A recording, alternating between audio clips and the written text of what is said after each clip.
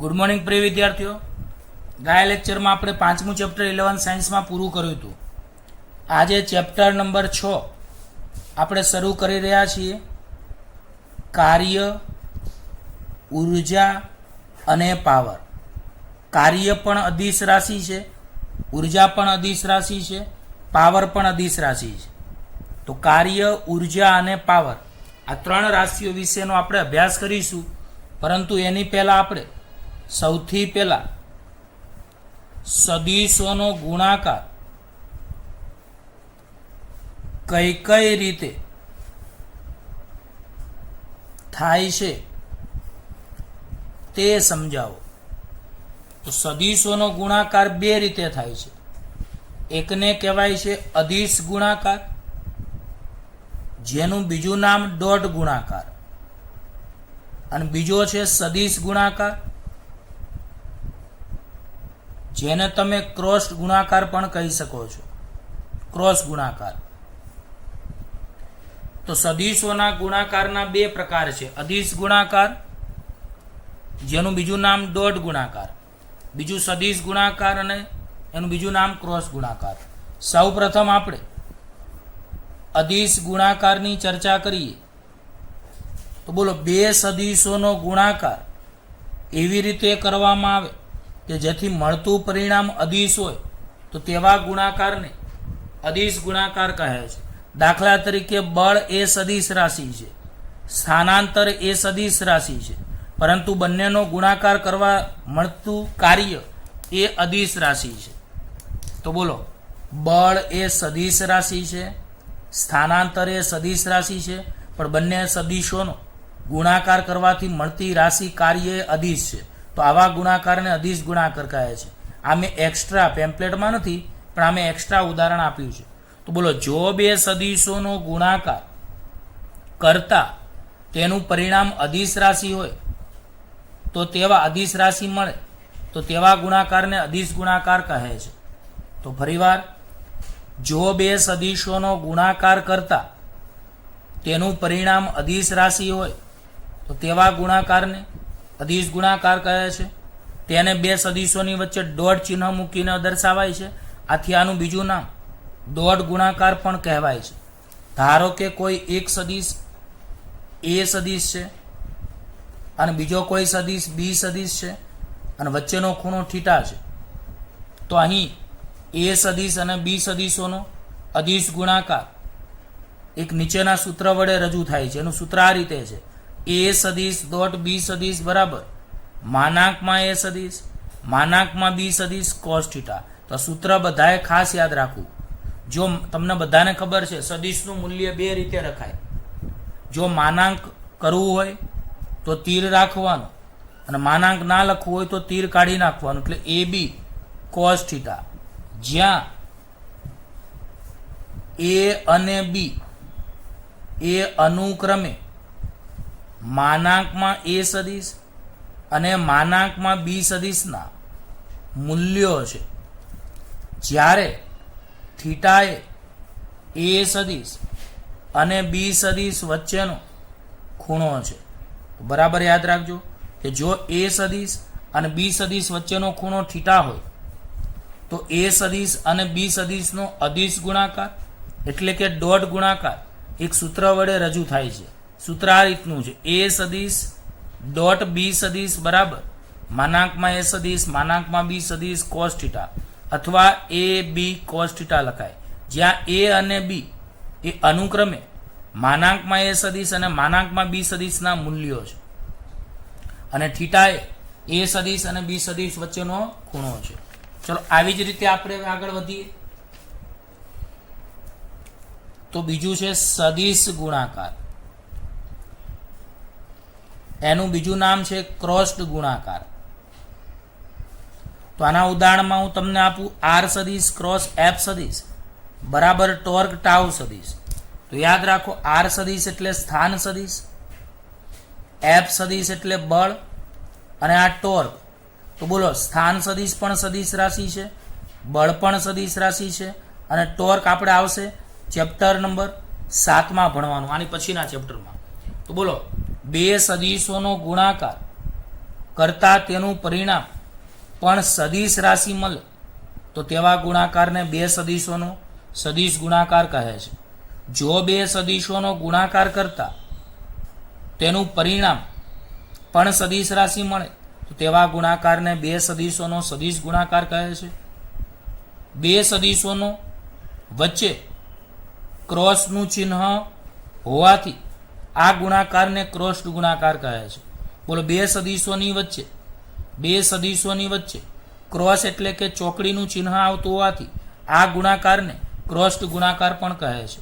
ધારો કે કોઈ એક સદિશ એ સદિશ છે અને બીજો સદિશ બી સદિશ છે અને વચ્ચેનો ખૂણો થીટા છે, તો સદિશ ગુણાકારને એ સદિશ ક્રોસ બી સદિશ બરાબર માનાંકમાં એ સદિશ માનાંકમાં બી સદિશ સાઇન થીટા n કેરેટ. આ સૂત્ર બધાએ યાદ રાખવાનું છે. તો આની પહેલાં મેં અદિશ ગુણાકાર કહ્યો હતો ત્યારે ખાલી કોસ થીટા હતું.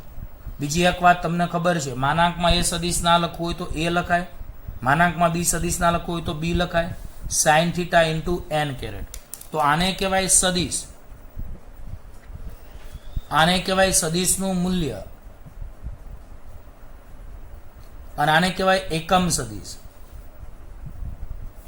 તો બોલો, કોઈ પણ સદિશ એટલે સદિશનું મૂલ્ય અને તે સદિશની દિશામાંના એકમ સદિશનો ગુણાકાર. તો અહીંયા તમે લખી શકો છો કે જ્યાં n કેરેટ એ સદિશ અને બી સદિશના ગુણાકારની દિશામાંનો એકમ સદિશ છે. બોલો, n કેરેટ એ સદિશ અને બી સદિશના ગુણાકારની દિશામાંનો એકમ સદિશ છે. બીજું એ અને બી એ સદિશ અને બી સદિશના મૂલ્યો છે. એ સદિશ એ અને બી એ સદિશ અને બી સદિશના મૂલ્યો છે. બીજી રીતે હું તમને કહું, n કેરેટ એ સદિશ અને બી સદિશથી બનતા સમતલને લંબ દિશામાંનો એકમ સદિશ પણ આને બોલી શકાય છે. તો જરા યાદ રાખજો, બધાને ખ્યાલ હશે, કોઈ પણ સદિશ એટલે સદિશનું મૂલ્ય અને તે સદિશની દિશામાંના એકમ સદિશનો ગુણાકાર, અને આ એકમ સદિશ દિશા દર્શાવવા માટે વપરાય છે. તો બોલો, એ સદિશ ક્રોસ બી સદિશ બરાબર માનાંકમાં એ સદિશ માનાંકમાં બી સદિશ સાઇન થીટા n કેરેટ. તો આને કહેવાય મૂલ્ય, આને કહેવાય એકમ સદિશ. એકમ સદિશ દિશા દર્શાવવા માટે વપરાય. આમ સદિશ એટલે મૂલ્ય અને દિશા. જ્યાં n કેરેટ એ સદિશ અને બી સદિશના ગુણાકારની દિશામાંનો એકમ સદિશ આપે છે. એ અને બી એ સદિશ અને બી સદિશના મૂલ્યો છે. અને આ વધારાનું સમજવા માટે તમે લખી શકો છો કે n કેરેટ એ સદિશ અને બી સદિશથી બનતા સમતલને લંબ દિશામાંનો એકમ સદિશ છે. ચલો, હવે પ્રશ્ન નંબર 2 ની આપણે ચર્ચા કરીએ. બે સદિશોના અદિશ ગુણાકારનું ભૌમિતિક અર્થઘટન સમજાવો. મસ્ત સવાલ છે, ધ્યાન દેજો. બે સદિશોના અદિશ ગુણાકારનું ભૌમિતિક અર્થઘટન. તો સૌ પ્રથમ આપણે ધારો કે એક એ સદિશ દોર્યો અને બીજો હું બી સદિશ અહીંયા દોરું છું, અને ધારો કે બંને વચ્ચેનો ખૂણો થીટા છે, બરાબર છે. તો બોલો, આને આપણે આકૃતિ એ કહીએ. તો ધારો કે આકૃતિ એમાં બતાવ્યા મુજબના બે સદિશો એ સદિશ અને બી સદિશ, એનો અદિશ ગુણાકાર એ સદિશ ડોટ બી સદિશ બરાબર માનાંકમાં એ સદિશ માનાંકમાં બી સદિશ કોસ થીટા વડે રજૂ થાય છે. આવું ના લખવું હોય તો તમે એ બી કોસ થીટા પણ લખી શકો છો. આને આપણે સમીકરણ નંબર 1 કહીએ. અને સમીકરણ 1 એ અદિશ છે. બીજું થીટા એ સદિશ અને બી સદિશ વચ્ચેનો ખૂણો છે. હવે આ ગુણાકાર બે રીતે દર્શાવી શકાય છે. આ ગુણાકાર બે રીતે દર્શાવી શકાય છે. હવે પ્રિય વિદ્યાર્થીઓ, બરાબર ધ્યાન આપજો કે આકૃતિ એમાં એ પ્રમાણે બી સદિશના શીર્ષ પરથી આકૃતિ એ પ્રમાણે દોરીને બી સદિશના શીર્ષ પરથી, આ બી સદિશનો શીર્ષ પરથી એ સદિશ પર લંબ દોરો તો મળતું લંબપાત બિંદુ ધારો કે એમ છે. તો બોલો આકૃતિ એ પ્રમાણે બી સદિશના શીર્ષ પરથી એ સદિશ પર લંબ દોરીએ તો આપણને OM મળે. જે આકૃતિમાં બતાવેલ છે OM ને શું કહેવાય છે? તો યાદ રાખજો, અહીંયા આપણે O બિંદુ દર્શાવીએ તો OM ને શું કહેવાય છે? તો બી સદિશનો એ સદિશ પરનો પડછાયો. પડછાયાને આ લોકો પ્રક્ષેપ કહે છે. તો બોલો OM ને શું કહેવાય? તો અહીંયા બાજુમાં લખું છું કે જ્યાં OM એ બી સદિશનો એ સદિશ પરનો પડછાયો, એ મારો શબ્દ છે પણ આ લોકો આને લંબ પ્રક્ષેપ બોલે છે, અથવા આને બીજી રીતે બોલાય છે બી સદિશનો એ સદિશની દિશામાંનો ઘટક. તો બોલો OM એટલે બી સદિશનો એ સદિશ પરનો લંબ પ્રક્ષેપ અથવા બી સદિશનો એ સદિશની દિશામાંનો ઘટક. ફરીવાર, OM એટલે બી સદિશનો એ સદિશ પરનો લંબ પ્રક્ષેપ અથવા બી સદિશનો એ સદિશની દિશામાંનો ઘટક. હવે પ્રિય વિદ્યાર્થીઓ, આ કાટકોણ ત્રિકોણ આપણને દેખાઈ રહ્યો છે. એમાં તમે જો cos થીટા લખો તો cos થીટા એટલે પાસેની બાજુ ભાગ્યા કર્ણ થાય. તો cos થીટા એટલે પાસેની બાજુ OM અને કર્ણ એટલે B. એનો મતલબ અહીં OM બરાબર તમે B cos થીટા લખી શકો છો. બરાબર યાદ રાખજો કે cos થીટા બરાબર આ વધારાનું છે સમજવા માટે. તો cos થીટા બરાબર પાસેની બાજુ ભાગ્યા કર્ણ. પાસેની બાજુ એટલે OM અને કર્ણ એટલે B. B ને આ બાજુ લાવો તો B cos થીટા થાય. તો B cos થીટા બરાબર કેટલા લખી શકાય? OM. તો બોલો એનો મતલબ OM બરાબર B cos થીટા. તો બોલો OM ને શું બોલાય છે? બી સદિશનો એ સદિશ પરનો પ્રક્ષેપ. આમ તમે કહી શકો કે એ સદિશ ડોટ બી સદિશ બરાબર AB cos થીટા સૂત્ર હતું, એમાં એના તો એ, અહીંયા B cos થીટાને હું કૌંસમાં લખું. હવે અહીંયા એની જગ્યાએ એ લખાય અને અહીંયા B cos થીટાની જગ્યાએ OM લખાય. તો ગુજરાતીમાં તમે આને લખી શકો કે એ સદિશનું મૂલ્ય ગુણ્યા OM ને શું કહેવાય? બી સદિશનો એ સદિશ પરનો પ્રક્ષેપ. આમ બોલો બે સદિશોનો ડોટ ગુણાકાર એટલે બેમાંથી કોઈ એક સદિશનું મૂલ્ય ગુણ્યા બીજા સદિશના પહેલા સદિશ પરના પ્રક્ષેપનો ગુણાકાર. આ આપણે બીજી રીતે પણ સમજીએ, મતલબ બીજું ઉદાહરણ લઈને સમજીએ. ચલો હવે આપણે એક કામ કરીએ.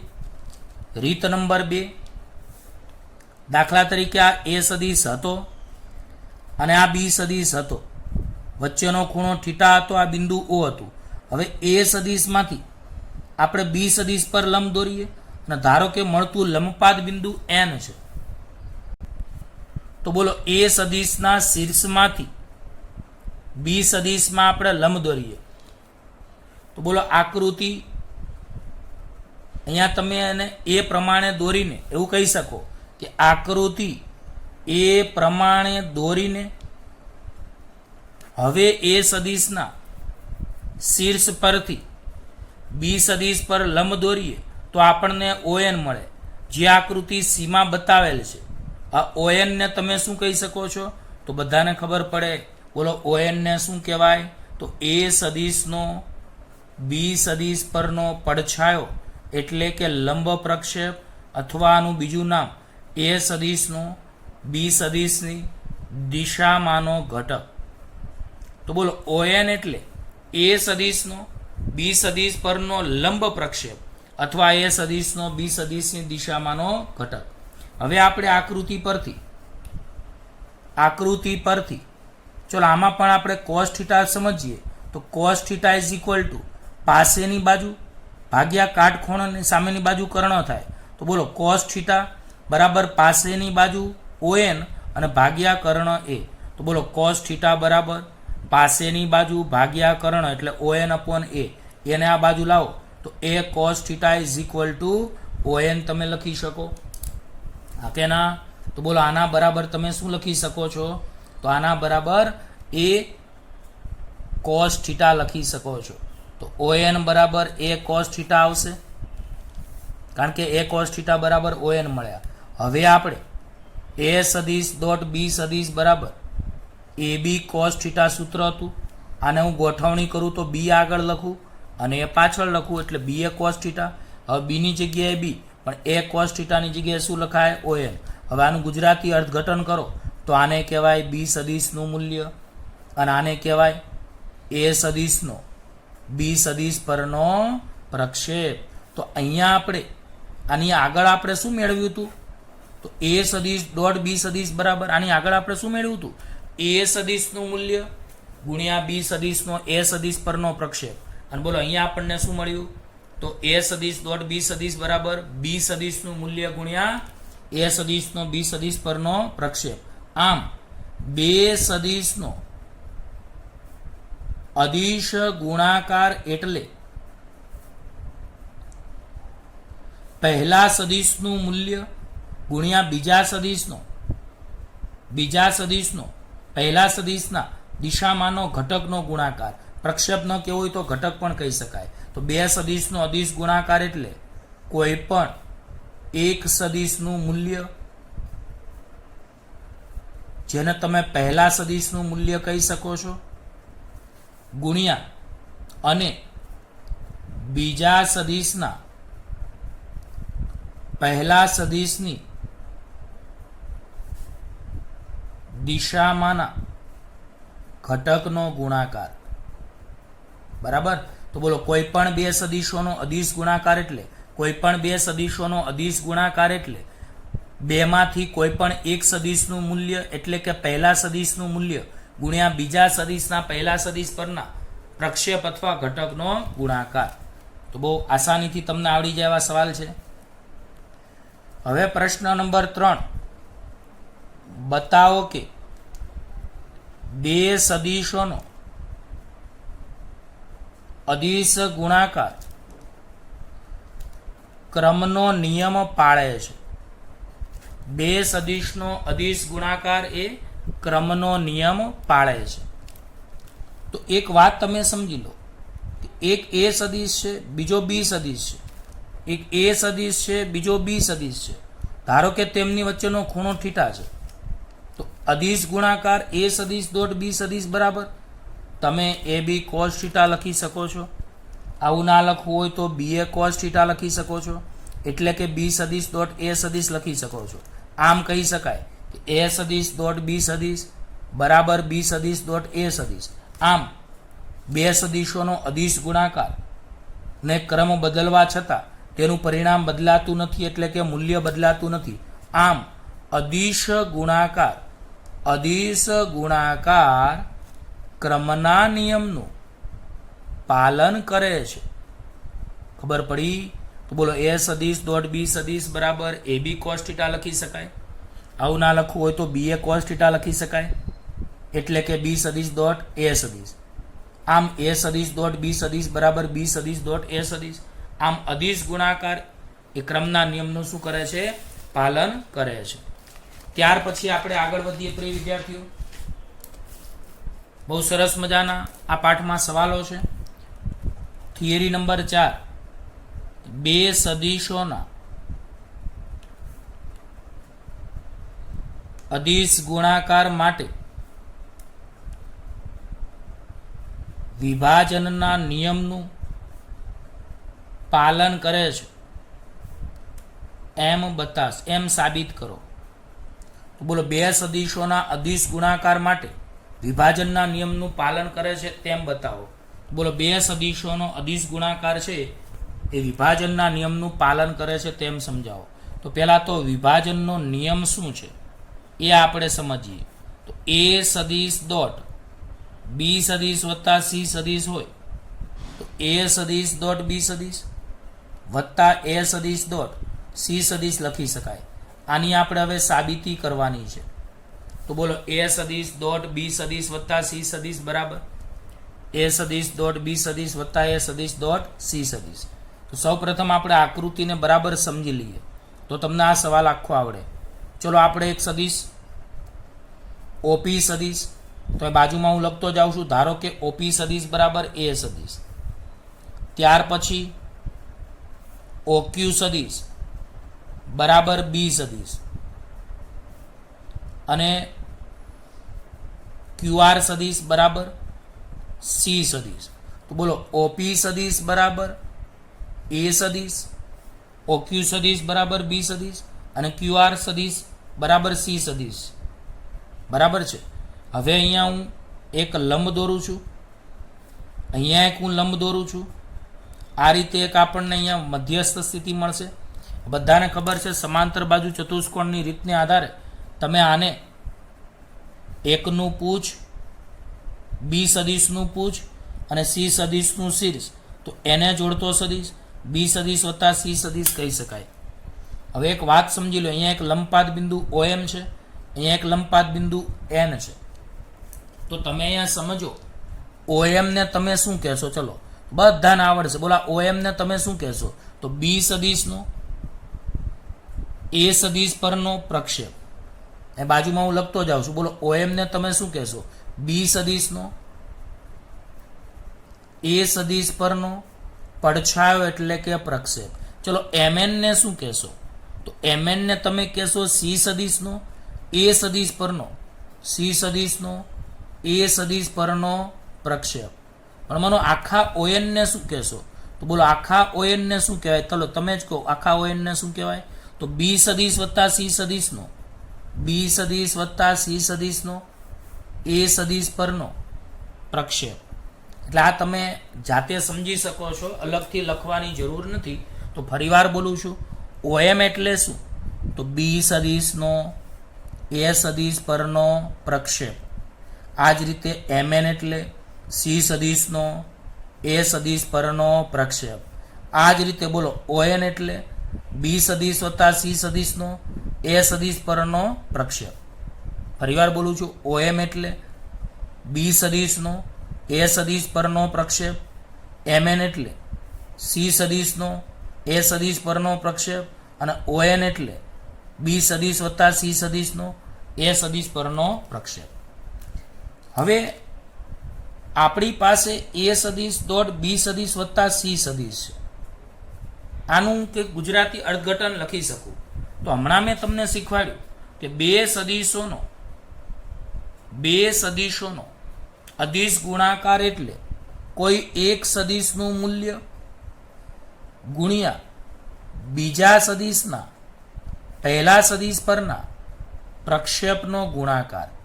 તો બોલો આપણે A સદિશ ડોટ બી સદિશ વત્તા સી સદિશ છે, તો આને આપણે A સદિશનું મૂલ્ય ગુણ્યા બી સદિશ વત્તા સી સદિશનો A સદિશ પરનો પ્રક્ષેપ લખી શકાય. તો બોલો A સદિશનું મૂલ્ય એટલે માનાંકમાં A સદિશ અને બી વત્તા સી નો A પરનો પ્રક્ષેપ, જેને આપણે ON વડે દર્શાવીએ છીએ. હવે મને કહો આકૃતિ મુજબ ON કોના જેટલું થાય? તો ON એ OM અને MN ના સરવાળા જેટલું થાય, એટલે OM વત્તા MN. તો બોલો ON એટલે OM વત્તા MN.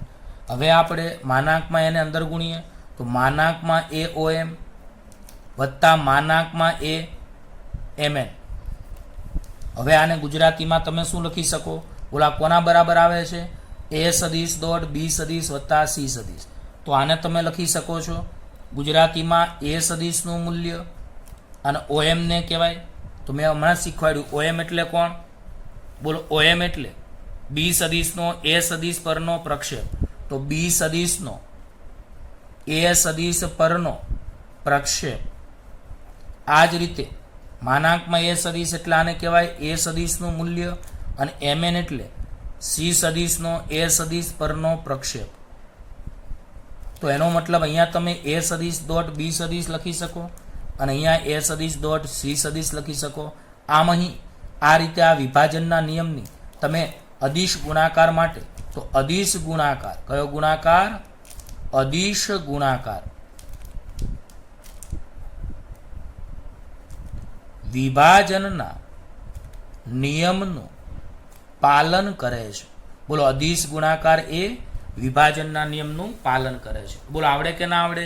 તો બોલો અહીં OP સદિશ બરાબર A સદિશ, OQ સદિશ બરાબર B સદિશ, QR સદિશ બરાબર C સદિશ. બોલો OM એટલે B સદિશનો A સદિશ પરનો પડછાયો એટલે કે પ્રક્ષેપ.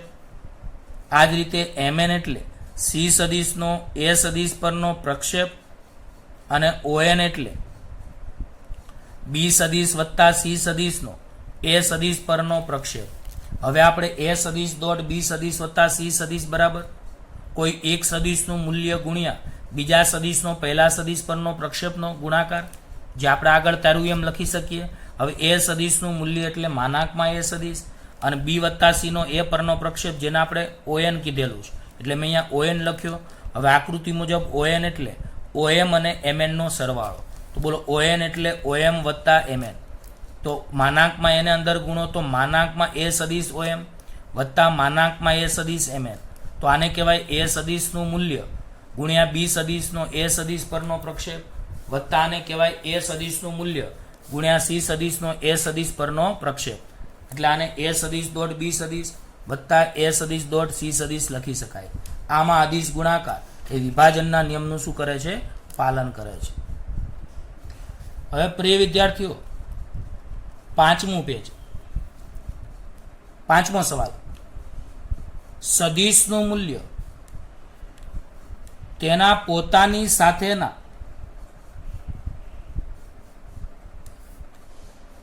અદિશ ગુણાકારના વર્ગમૂળના મૂલ્ય જેટલું હોય છે તેમ સમજાવો. તો આ બહુ ખૂબ જ ઇમ્પોર્ટન્ટ સવાલ છે, ધ્યાન દેજો કે સદિશનું મૂલ્ય તેના પોતાની સાથેના અદિશ ગુણાકારના વર્ગમૂળના મૂલ્ય જેટલું હોય છે. તો ચલો હું એક વસ્તુ સમજાવું. ધારો કે આ એ સદિશ છે અને આ બી સદિશ છે. આ બંને સદિશો એ સમાંતર છે એટલે એની વચ્ચેનો ખૂણો થીટા શૂન્ય થાય. તો બોલો બે સદિશો એ સદિશ અને બી સદિશ એ બંનેની દિશા એક જ છે. બોલો બે સદિશો એ સદિશ અને બી સદિશ એ બંનેની દિશા એક જ છે. એક જ દિશા હોય તો એને સમાંતર કહેવાય. તો એની વચ્ચેનો ખૂણો થીટા શૂન્ય બને. તો હવે આપણે બોલો એ સદિશ ડોટ બી સદિશ બરાબર એ બી કોસ શૂન્ય લખી શકાય. કેમ? કારણ કે આપણે એ સદિશ ડોટ બી સદિશ બરાબર એ બી કોસ થીટા તો જાણીએ જ છીએ, પણ અહીંયા થીટા શૂન્ય છે એટલે કોસ શૂન્ય. પ્રિય વિદ્યાર્થીઓ, કોસ શૂન્યની કિંમત 1 હોય એટલે એ બી આવશે ખાલી. બરાબર. હવે આપણે એક વાત કરીએ. માની લો કે આપણે આ બીજો સદિશ છે એને પણ આપણે એ સદિશ જ ધારીએ તો બોલો બંને સદિશો એક જ હોય તો બીની જગ્યાએ આપણે એ સદિશ લખીએ તો અહીંયા શું લખી શકાય? બોલો તો અહીંયા તમે એના એ, બીની જગ્યાએ તમે એ લખી શકો તો એ ગુણ્યા એ એટલે એ સ્ક્વેર. આને તમે માનાંકમાં એ સદિશનો સ્ક્વેર પણ લખી શકો. તો બોલો આમ એ સદિશ ડોટ એ સદિશ બરાબર શું આવ્યું? તો બોલો માનાંકમાં એ સદિશનો સ્ક્વેર બરાબર એ સદિશ ડોટ એ સદિશ લખી શકાય. અને બંને બાજુ વર્ગમૂળ કરો તો અહીંયા વર્ગમૂળ ઉડી જાય. અહીંયા વર્ગમૂળમાં એ સદિશ ડોટ એ સદિશ. તો બોલો આને શું કહેવાય? તો કોઈ પણ સદિશનું મૂલ્ય એટલે માનાંક એ તે સદિશના તેની પોતાની સાથેના જ અદિશ ગુણાકારના વર્ગમૂળ બરાબર હોય છે. તો બોલો કોઈ પણ સદિશનું મૂલ્ય તે સદિશના તેની પોતાની સાથેના જ અદિશ ગુણાકારના વર્ગમૂળ જેટલું હોય છે. આ કે ના? તો બોલો સદિશનું મૂલ્ય તેના પોતાની સાથેના જ અદિશ ગુણાકારના વર્ગમૂળના મૂલ્ય જેટલું હોય છે. ફરીવાર હું તમને સમજાવું પ્રિય વિદ્યાર્થીઓ. એક એ સદિશ છે, બીજો બી સદિશ છે, બંને એક જ દિશામાં છે, આથી એને સમાંતર કહી શકાય. સમાંતર હોય તો એની વચ્ચેનો ખૂણો થીટા શૂન્ય થાય. તો હવે એ સદિશ ડોટ બી સદિશ બરાબર એ બી કોસ શૂન્ય. કોસ શૂન્યની કિંમત 1 એટલે એ બી લખાય.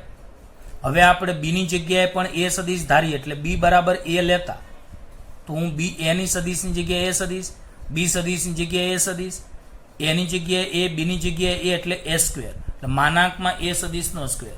તો માનાંકમાં એ સદિશનો સ્ક્વેર બરાબર એ સદિશ ડોટ એ સદિશ. બંને બાજુ વર્ગમૂળ કરો તો આ રીતે થાય. તો કોઈ પણ સદિશનું મૂલ્ય એ બે તેના પોતાની સાથેના જ અદિશ ગુણાકારના વર્ગમૂળ જેટલું હોય છે.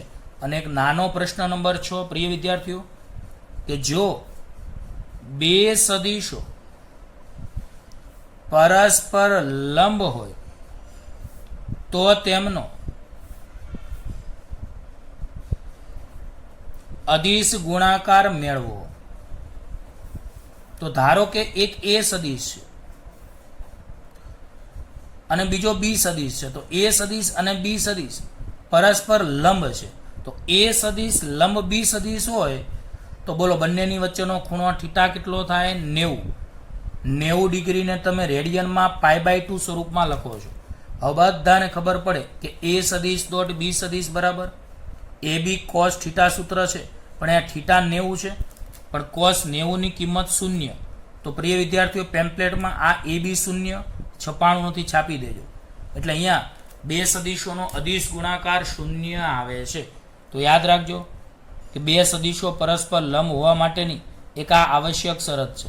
તો અહીંયા આપણે કહી શકીએ કે બે પરસ્પર લંબ સદિશોનો અદિશ ગુણાકાર 0 હોય છે.